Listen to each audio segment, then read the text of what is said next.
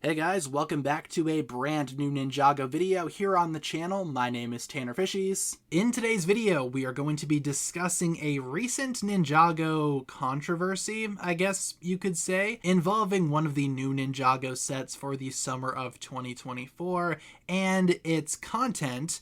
I guess more so its lack of content that applies to the actual Ninjago TV series itself and Dragons Rising Season 2 Part 2. Now with that being said, this video will contain spoilers for the entirety of Dragons Rising Season 2 Part 2. You have been warned, spoilers are ahead, and yes, all of the episodes are out now.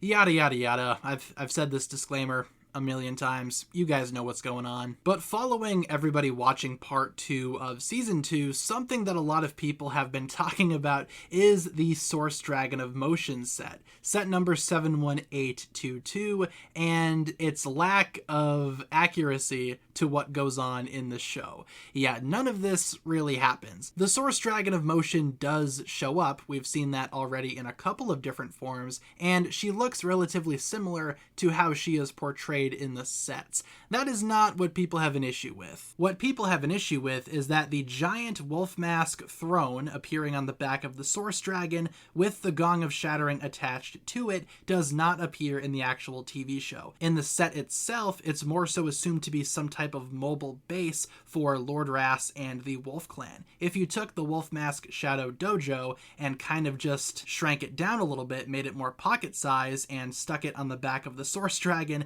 this is what that would look like. Even more so, the set animation for this set pretty much summarizes a fight between the ninja and Lord Ras to take back control of the Source Dragon, almost as if Lord Ras was dominating the Source Dragon, as he mentioned that he wanted to do back during Season 2 Part 1. In the show, the Source Dragon of Motion and Lord Ras, they do not interact once, and a lot of what we see in this set does not actually play out in the show itself. So what gives? Why is this the case? Was there some kind of canceled plot that we did not see in the show? Are the rumors of the Part 2 episodes that Peacock released being unfinished true? Well, no, this is just a classic example of the Ninjago sets not really representing what happens in the show. This is not something new for Ninjago. We've seen this time and time again before. A lot of sets that exist out there are meant to describe actual scenes that take place in the show,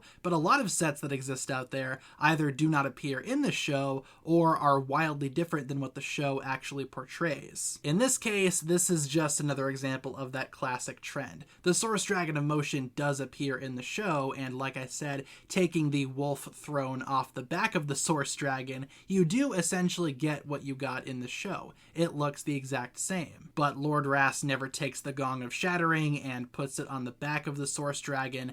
That never happens. As cool as that might have been, that does not occur. However, I've seen a lot of people say that maybe this could be for Season 3. Like maybe this is something that will happen down the line. And in a way, I feel like that could ultimately happen at some point. Maybe when Lloyd uses the dragon icon to summon the Source Dragon of Motion, Lord Ras takes this opportunity to capture the Source Dragon. I might do an entirely separate video about that at some point down the line, but I have seen that theory and I feel like it might be plausible. But overall, to address the controversy, if you will, this is just, again, another example of Ninjago sets and the show not having the best synergy and communication. That's all. So with that being said, that'll pretty much wrap it up for my thoughts here. Leave all of your thoughts down below in the comments. What do you think about this entire Source Dragon of Motion dilemma? And do you feel like maybe this could play into Dragons Rising at some point in the future? Leave all your thoughts down below, and thank you so much for tuning in. If you guys enjoyed this one, feel free to like and subscribe, do all that fun stuff, and I will talk to you guys again very, very soon.